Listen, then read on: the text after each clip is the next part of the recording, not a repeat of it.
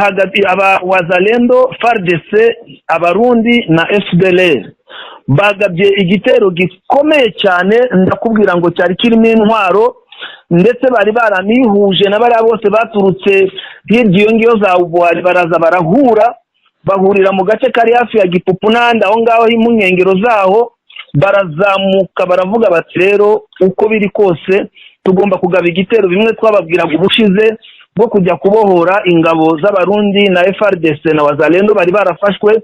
Na n'ubu rero bongeye, ntabwo bari banyuzwe, ariko nk'uko twabibabwiye bwana munyamakuru, ndakubwiza ukuri yuko intambara umunsi ku wundi hariya mu Mikenke bakomeje kutaharekura, kubera ko ariyo milieu strategique.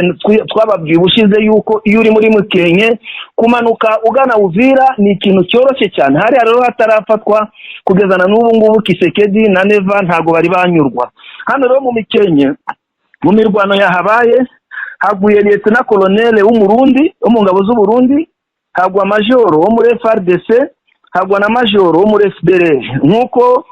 Nkuko n'ubundi muziko ubushize hari hanaguye Major w'umurundi mu gace ka Rugezi, n'ubundi niko bakomeje kugwa no mu gace ka Mikenke. Bana abanyamakuru rero urumva ahantu haguye Lieutenant Colonel w'umurundi hakagwa abamajoro babiri, umwe wa FARDC n'undi wa FDLR, ubwo uri kumva abasirikare bato bahaguye ni bangahe, inkomere ni zingahe. Bakomeje rero guhura n'isomo rikomeye cyane bana munyamakuru. Byanarangiye abawazalendo barenga 200 bishikirije ingabo za M23. Ubundi urugamba rwatwemo abakoloneli, rukagwamo abagenerali, rukagwamo by'umwariko nabo bamajoro, bikanarangira nabo abasirikare barenga 200 bishikirije M23. Mu by'ukuri barahagaze gute? Barwanishaga amadoroni, barwanishaga za burende. Ubundi uru rugamba rwatangiye ahagana sangaye, ese byubundi uru rugamba rwagenze rute? Urakoze bwana munyamakuru. Muri Masisi niho nakubwira yuko habaye intandaro iyo kwiripotinga kwa basirikare kwa bawazalendo 200. Ndakubwiza ukuri yuko ingabo za M23 bateguye ibitero bikomeye cyane, bazanamo na za drone, bazanamo n'intuze n'abakomando bakaze special force ikomeye cyane, batera kuko urabona ko ubungu barimo baratera, banakuye ko bari gukora amasuku mu nzira iva Masisi igana Pinga, ndetse inzira iva Masisi igana Walikale, ndetse banamanutse bakora operation y'amasuku ugana za Sake. Aho rero niho nkubwira ngo M23 bagabye igitero aho bita Lukweti, ubu nkubwira Lukweti Tombe. Bagabye igitero ahitwa Ruhinzi, ubu nkubwira Ruhinzi Tombe. Bagabye igitero ahitwa Nyagisozi Tombe. Bagaba n'igitero mu karere kitwa Kanyundo. Aho ngaho niho nkubwira ngo bwana munyamakuru, imirambo ya FARDC na wazalendo bari barangwa na FDLR iba ikiboneka ubu ngubu mu mwanya tugishakisha amakuru. Yari mirwano ikomeye cyane, haguye abawazalendo FARDC nabo ba FDLR, imirambo yabaruwe ni 34. Ariko kuko icyo gitero cyari kinakomeye, ndakubwiza ukuri yuko bivugwa yuko haguye n'ingabo za M23 enye. Ibyo byose rero turacyashakisha amakuru kugira ngo tubone umubare nyawo ufatika wavuye muri iyo mirwano yabereye muri utu duce twabwiye, duce twa Lukweti, Ruhinzi, Nyagisozi n'akarere ka Kanyundo. So rero ahangaha dukomeje rero bwana munyamakuru, nyuma y'iyo mirwano rero kuko wazalendo bari bamaze gushegeshwa cyane, nibwo noneho abo ba wazalendo mubare munini waruhari ni wazalendo b'umugenerale witwa Gentil. Abangaba rero na wazalendo ba Gentil ni wazalendo bitwa ngo IPSLN Nyatura. Abo ngabo niyo groupe ya wazalendo b'uyu mugenerale witwa Gentil. Abangaba rero ahantu rero baje kugira ngo baze babiripotinge, babonye ko ibintu byabananiye, biripotingiye mu gace kitwa Miyanji rero niho baje kwiripotingira. Bahageze ingabo za M23 zirabafata, zirabakira nk'uko baje ari 200, harimo abakoloneli, harimo abagenerali, harimo abakoloneli, harimo amamajoro n'abandi basirikare batoya nk'uko bigaragara mu marezo sosiyo, nk'uko Wiringoma Lieutenant Colonel Wiringoma yaberekanye, higanjemo n'umubare munini w'abana batoya b'abamineri bari babinjijwe mu gisirikare bwana munyamakuru. Aha rero babakuye muri aka gace ka Miyanji baje kubereka itangazamakuru, babazana Kichanga, niho rero babazanye, nibwo Lieutenant Colonel Wiringoma yarahari, hari n'abandi bayobozi benshi barimo na Colonel Batachoka. Abo rero nibo baje kwerekana, nk'uko bigaragara baje kukwerekana abo bawazalendo bagera kuri 200 bayishikirije muri ako gace ka Kiyanje. Abo nibo baje kwerekanirwa aho ngaho mu gace ka Gicanga. Rero nuko nguko rero birumvikana yuko uretse abo ngabo twavuze abagenerali n'abakoloneli, harimo na officers ndetse n'abo bana benshi bagera kuri 200.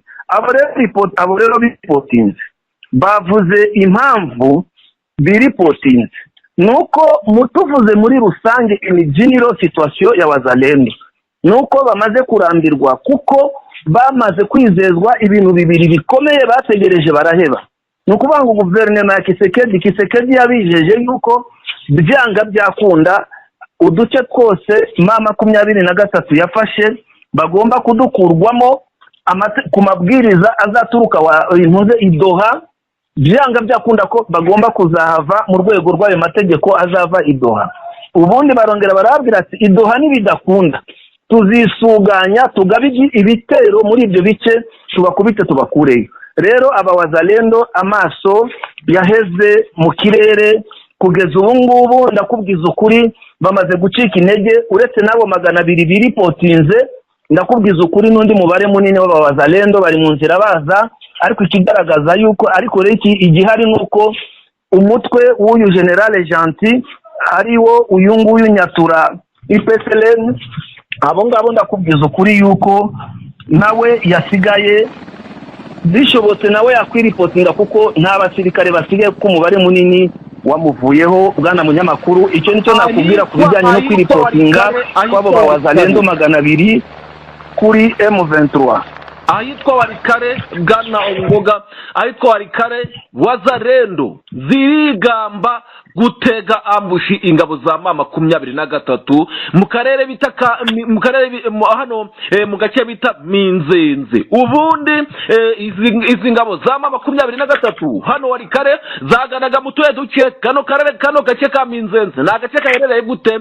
Ese ko kaba kari strategy mu bijyanye n'urugamba? Ese zino wazalendo ibyo zigamba kwa bari ukuri koko? Ese iyo yambushi aba yaguye abasirikare bamwe 23 bangariki? Ese M23 yabakiye kwivana muri zambushi z'abazarendo hano muri Warikare by'umwihariko mu gace ka Minzenze?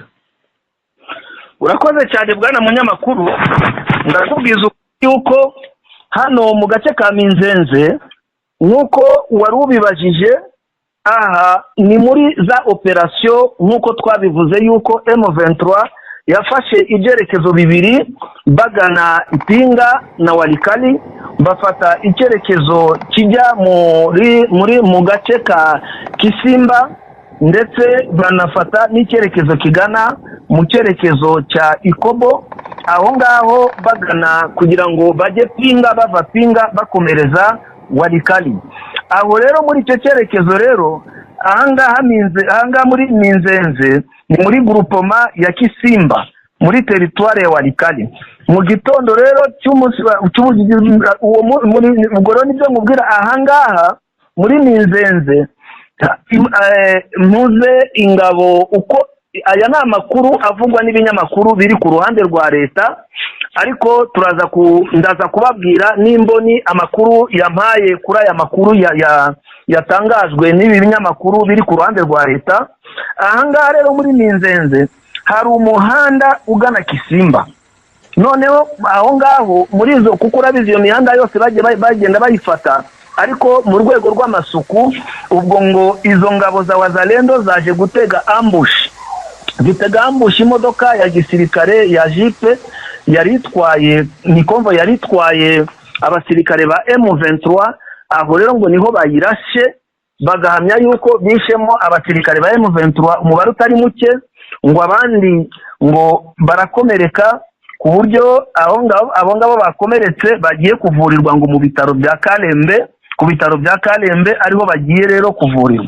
Ariko gusa imboni yanjye mu makuru yambwiye yuko ayo makuru atari impamo, koko iyo ambush yabayeho, ariko muri iyo ambush yabayeho bashoboye kubabona mbere y'igihe. Icyo bakoze ni ikihe? Barwanye kuri iyo modoka, basa nkaho basubiye inyuma n'imodoka kugira ngo batabatwikira imodoka, bityo bageze imbere imodoka bafunga defense ku buryo abo babazalendo batashoboye kuhambuka. Ariko uko biri kose ababurana ari babiri, umwe aba yigiza nkana ku rugamba. Nibyo tuhora tuvuga nk'abanyamwuga mu isesengura, habaho kuba mu rugamba ni ibintu bibiri, ni ugutsinda urugamba no kurutsindwa. Ariko kuba warasa ukica umwanzi birakunze, bibaho, ariko n'umwanzi ashobora kugutega igico akaba yanakurasa. Kuri ibyo rero mu makuru mfite afatika nuko ayo makuru ari ay'ikinyoma, ariko kugeza ubu ngubu ndacyasesengura, turacyakurikirana kugira ngo numve indi mboni yanjye ya kabiri amakuru bayatangazeho, kuko na M23 ntacyo yavuze kuri ayo makuru. Icyo nicyo nakubwira bwana munyamakuru muri ako gace we Kaminzeri. umuyobozi w'abanyamurenge by'umwihariko ku rwego rwa mituweli hano muri Uvira aratabaza. Iyi ni inyandiko yashyizwe hanze na Radio Okapi kandi bikanavugwa n'ikinyamakuru gikomeye cyane. Ese ibijyanye n'ubundi n'abana banyamurenge kujyanye na mituweli ntabwo baba bafite uburenganzira bwo kwivuza mu gihugu? Bihagaze bite ku bigendanye n'iritabaza ry'umuyobozi w'abanyamurenge? Urakoze cyane bwana munyamakuru. Ntago ari mituweli, ni mituwalite. Mituwalite ni nko kuvuga ngo ni ihuriro ry'abanyamurenge baba mu gace ka Uvira, baba mu mujyi wa Uvira. Aba rero nk'uko umuyobozi wabo yabitangarije, umwe mu banyamakuru yabashije guhamagaza, aratabaza cyane avuga ati ariko se twebwe abanyamurenge turazira iki?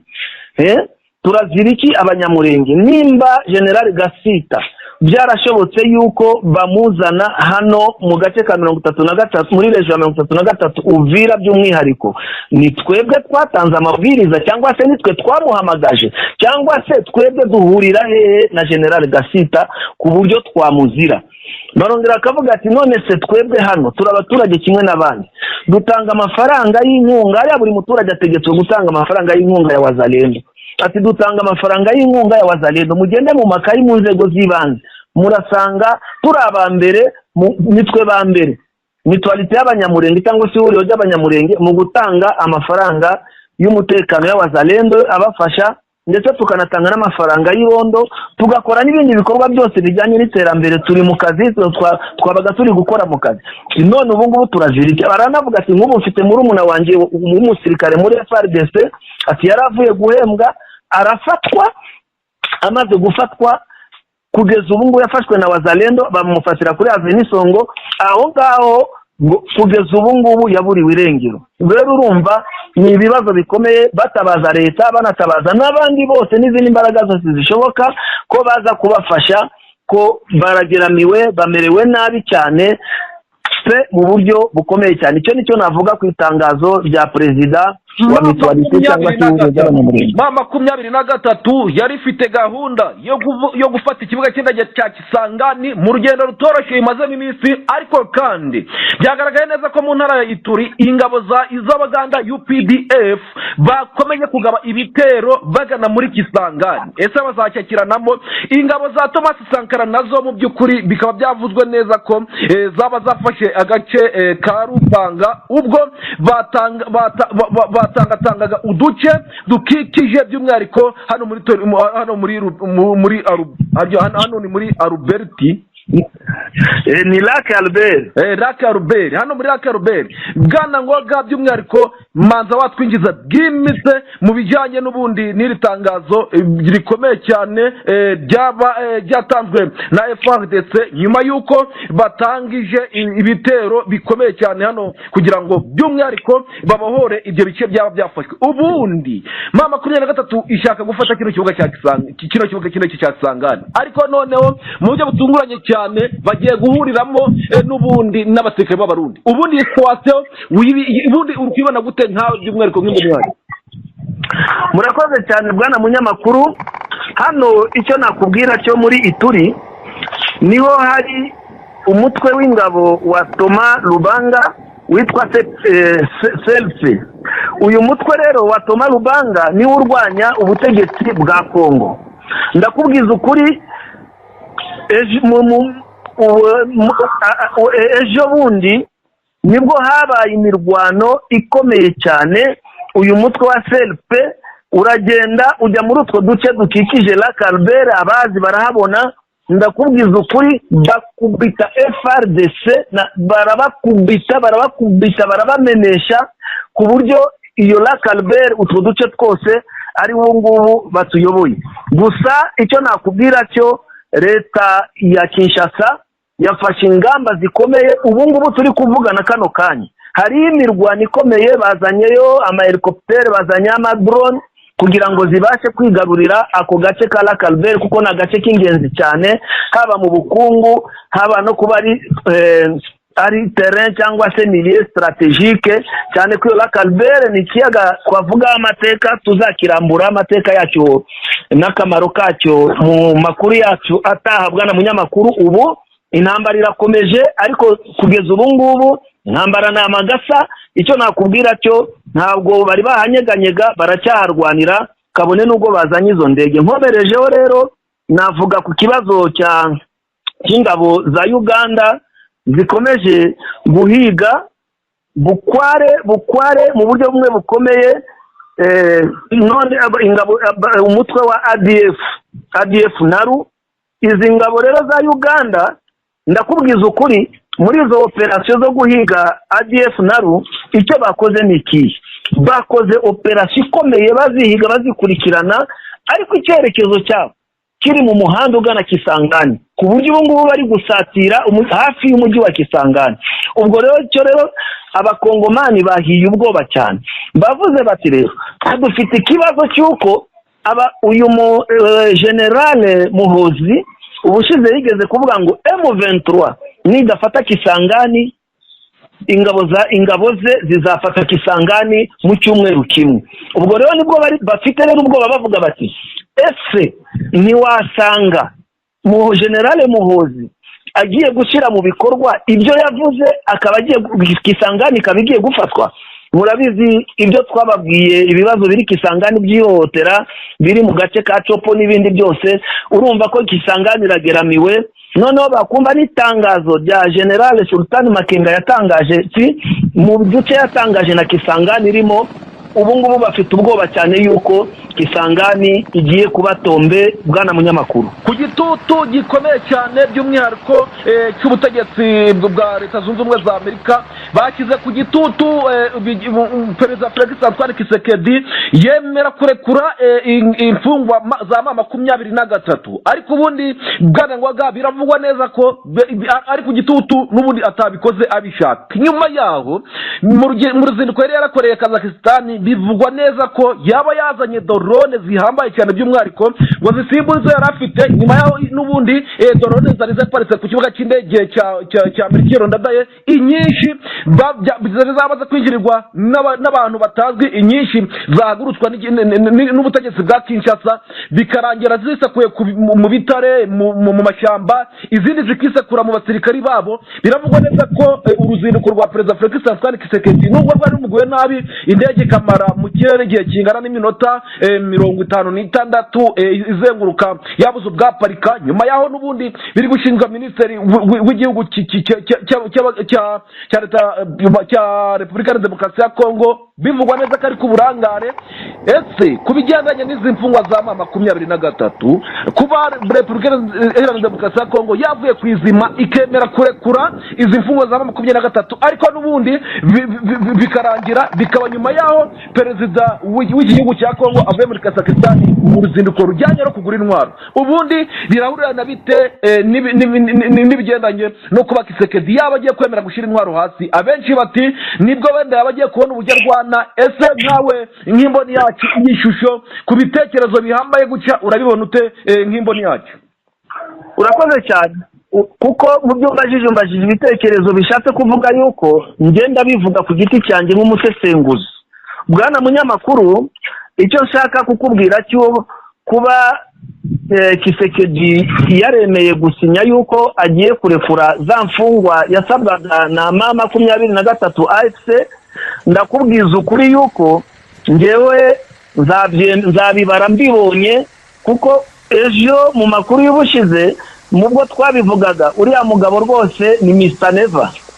Rero ngewe kuko kubyemera no kubishyira mu bikorwa, kubyemera ni kimwe, ikindi no kubishyira mu bikorwa. So rero aho ngaho niyo dutegereje ngo turebe koko ibyo yavuze, kuko rimwe si kabiri si gatatu yemera ibyo yemera kandi ntabishyire mu bikorwa. So ibyo ngibyo byo niko bimeze.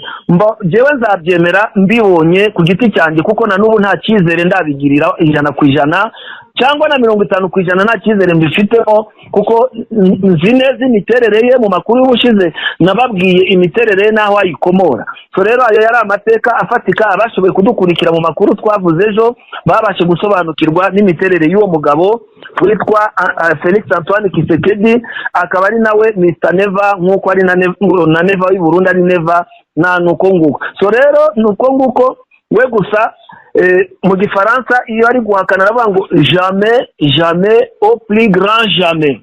Iyo niyo